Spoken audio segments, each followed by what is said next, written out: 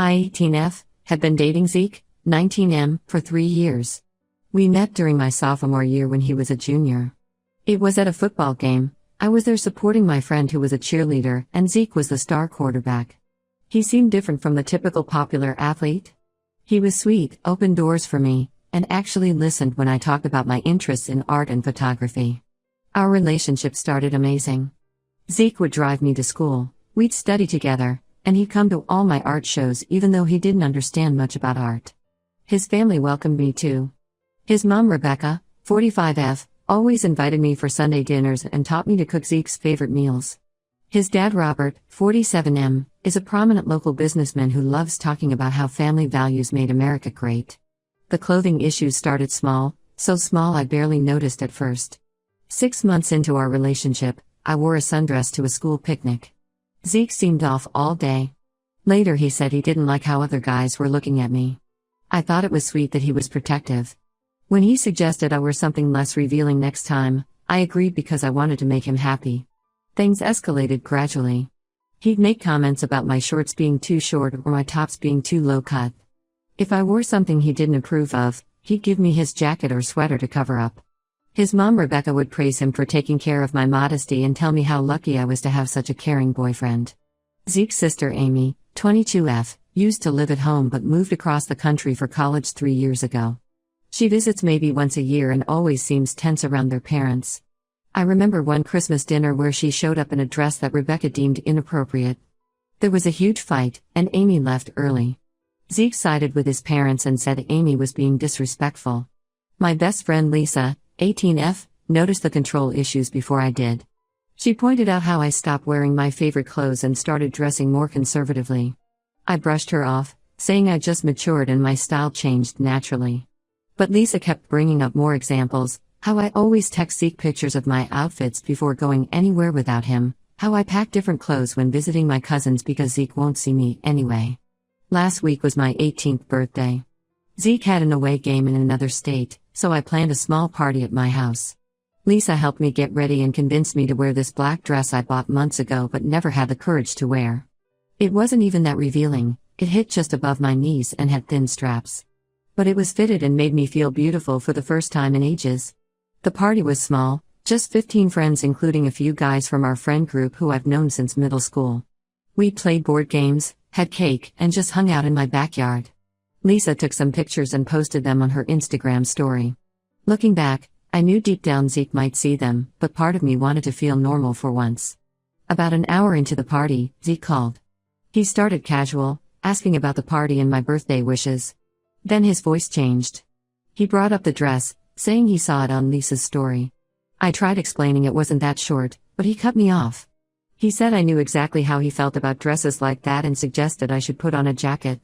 That's when something in me snapped.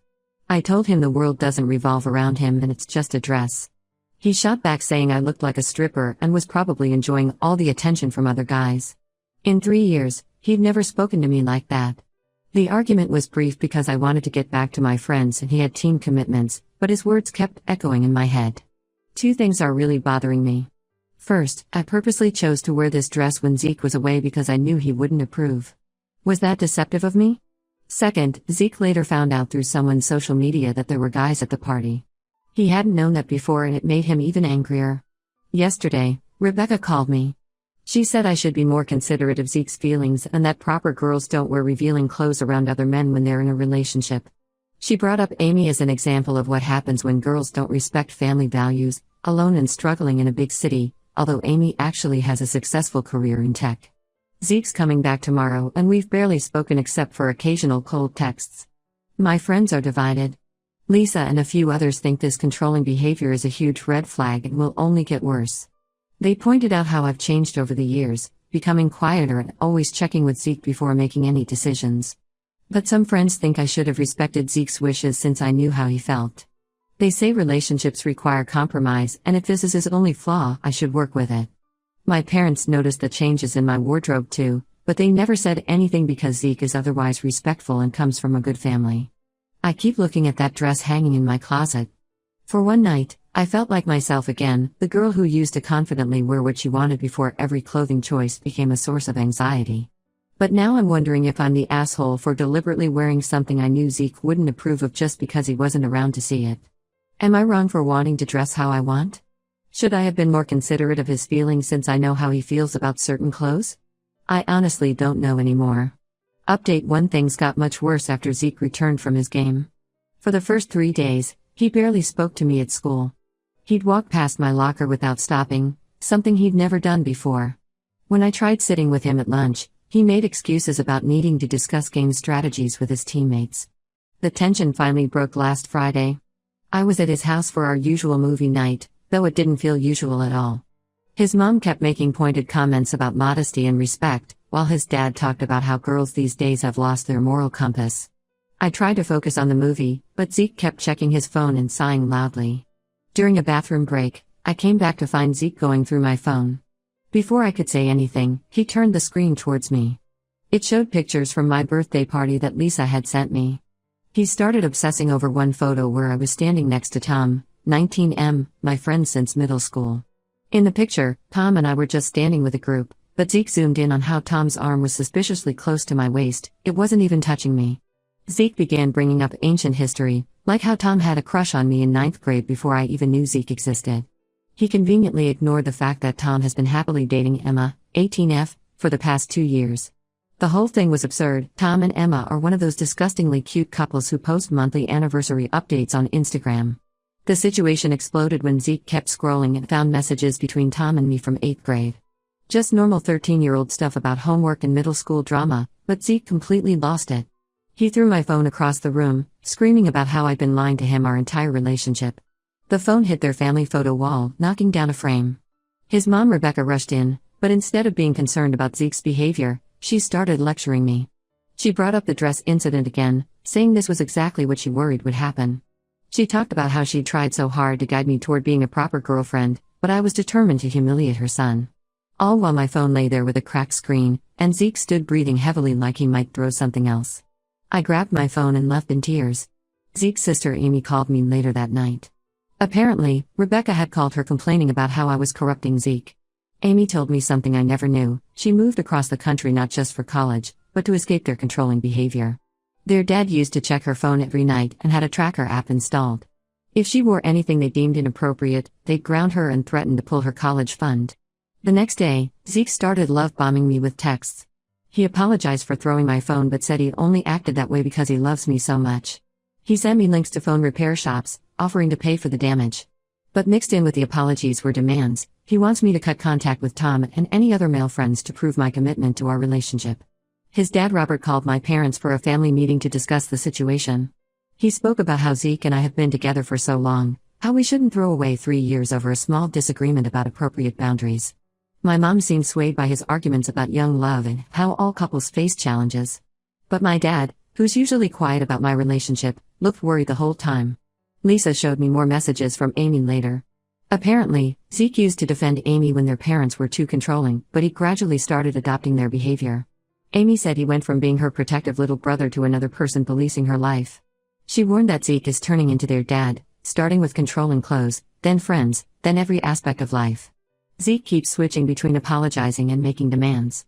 Yesterday, he left the teddy bear and roses in my car with a note saying he'll change, but this morning he sent a text listing all the guy friends he wants me to block. He's also demanding access to my social media accounts to rebuild trust. His mom has been texting my mom articles about how couples should share everything in relationships and how privacy breeds secrecy.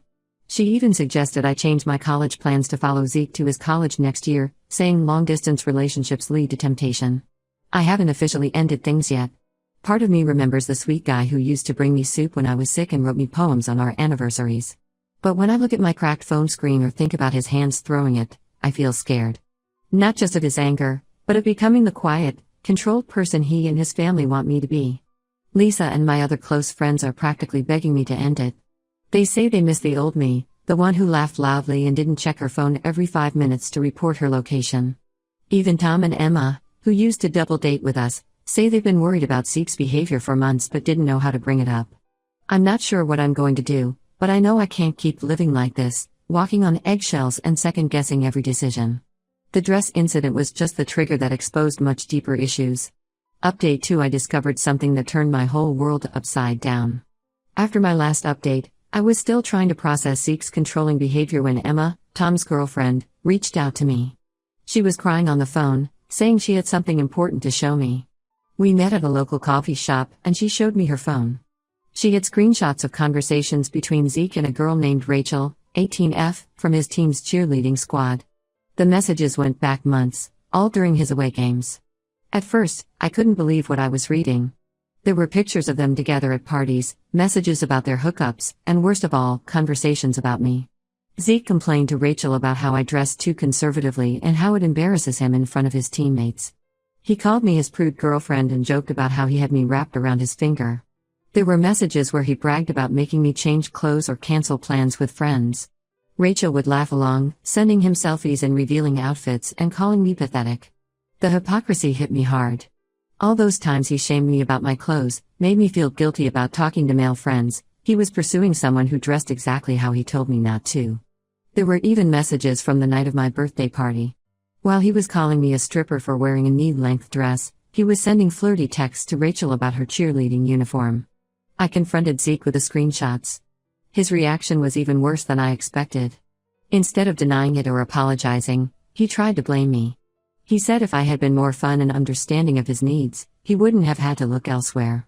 When I brought up his double standards about clothing, he said it was different because Rachel knows how to dress sexy without looking cheap. His mom Rebecca somehow got involved again. She showed up at my house uninvited, defending Zeke's behavior. She actually said that boys will be boys and I should have tried harder to keep him interested. She suggested that if I had listened to her advice about dressing more modestly in public but differently in private for Zeke, he wouldn't have strayed. I couldn't take it anymore. Lisa and I drove to his college campus to get the full story. We found Rachel at cheerleading practice. When she saw us, she broke down crying. Turns out Zeke told her we broke up months ago. He fed her stories about how I was his controlling ex who wouldn't let him move on. She had no idea we were still together. Rachel showed us more messages where Zeke detailed his manipulation tactics. He admitted the controlling behavior was an act to keep me insecure while he did whatever he wanted. He told Rachel he learned it from watching his dad control his mom and sister. There were messages where he bragged about making me think I was crazy for suspecting him of lying. The final straw was finding out he used the same manipulation on Rachel. He would critique her outfits too, but in reverse, saying she should show more skin, wear tighter clothes. He had both of us trapped in different versions of his control games. Emma told me she found out because Rachel started dating one of her cousins after thinking Zeke was single. They pieced the story together during a family gathering. Both girls came forward on social media about Zeke's manipulation, and more girls started sharing similar stories. Zeke's sister Amy called me again after seeing the social media posts. She wasn't surprised. Apparently, their dad did the same thing to their mom years ago, and their mom chose to stay and accept it as normal male behavior. Amy thinks Zeke learned early that he could control women by playing with their insecurities. I feel stupid for not seeing it sooner, for letting him make me doubt myself for so long. But mostly, I'm angry. Angry that while I was agonizing over his feelings and trying to be a good girlfriend, he was turning my insecurities into a game. Every time he made me change clothes or delete a social media post, he was laughing about it with Rachel. His family is still trying to minimize the situation. His dad called it a youthful indiscretion, and his mom keeps saying all couples have problems like this. They're more worried about the social media scandal affecting Zeke's sports career than about what he did to me and Rachel. For now, I'm trying to process everything. Rachel and I have actually talked a lot, sharing stories and realizing how similar his tactics were with both of us. She's been helping me see that none of this was my fault. We were both just pawns in his control game. Update 3. I'm writing this final update because a lot has happened, and I want to give closure to everyone who supported me. After everything came out about Zeke and Rachel, things got complicated in ways I never expected. Zeke's sister Amy has become an unexpected source of support. She flew back home when everything blew up and has been helping me process everything. She shared more stories about their family dynamic, how their dad would track their mom's car, check her receipts, and control her friend circle.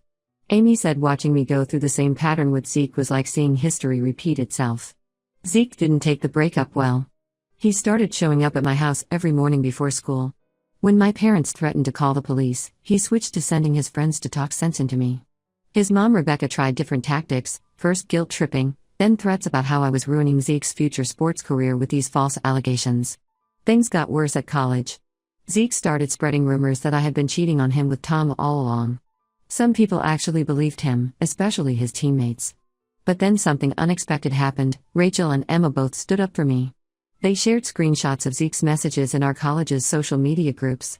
Other girls started coming forward with similar stories about Zeke's controlling behavior. His mom still messages me from different numbers since I blocked her. Last week, she sent a long text about how Zeke is in therapy, though Amy confirmed this isn't true, and how I should give him another chance. She blamed me for pushing him into therapy, saying her son was perfect before I corrupted him with my modern feminist ideas. The black dress that started all this drama? I wore it to a college party last week. It felt liberating. Rachel was there too, and we took pictures together. When Zeke's mom somehow saw them on social media, she had a meltdown about how we were trying to ruin her family's reputation. Amy is planning to go completely no contact with her family after seeing how they handled everything. She suggested I do the same. I blocked Zeke, his parents, and his flying monkeys on everything. Some mutual friends try to play peacemaker, saying I should forgive Zeke because guys mature slower and he's really hurting. I blocked them too. Tom and Emma are still amazing friends. Tom apologized for not speaking up sooner about Zeke's behavior, but honestly, I probably wouldn't have listened back then. Rachel and I have actually become friends. We're both in a support group with other girls who've dealt with controlling relationships. The most surprising development was my dad. He finally told me that he never liked Zeke but stayed quiet because he was afraid of pushing me away by criticizing him. He's been extra supportive lately, even helped me file a restraining order when Zeke wouldn't stop showing up. I'm focusing on college now and rediscovering who I am without Zeke's influence. I'm wearing what I want, hanging out with who I want, and slowly learning to trust my judgment again. Lisa says I laugh more now, and I've started doing photography again, something I gave up because Zeke said it took too much time away from him. Sometimes I still get angry thinking about those 3 years, but mostly I'm grateful I got out before things got worse. Amy tells me their mom is still with their dad after 25 years of the same controlling behavior. That could have been my future. To everyone who told me to run in my first post, thank you. You saw what I couldn't see then. I'm not just free of Zeke, I'm free of constantly doubting myself. And that's worth more than any relationship.